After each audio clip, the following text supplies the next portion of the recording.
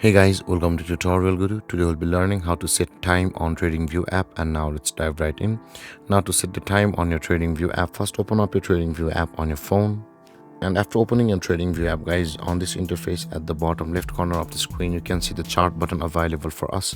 Tap on the chart button at the bottom left corner of the screen and you land over here where you can see there is the time bar available for us over here, guys. At the bottom of the screen you can see at the right side this is the price bar, and at the bottom side, which I'm currently expanding and minimizing, you can see where I'm touching, this is the time bar. Now in order to set your time on your TradingView app, tap and hold on the time bar for a moment like this. You can see if I tap and hold on it, it will appear, and tap on the time zone, and all of your time supported by the TradingView app will be over here. Now in order to change your time zone, just tap on the time which you want to change, and your time zone or your time will be set on your TradingView app.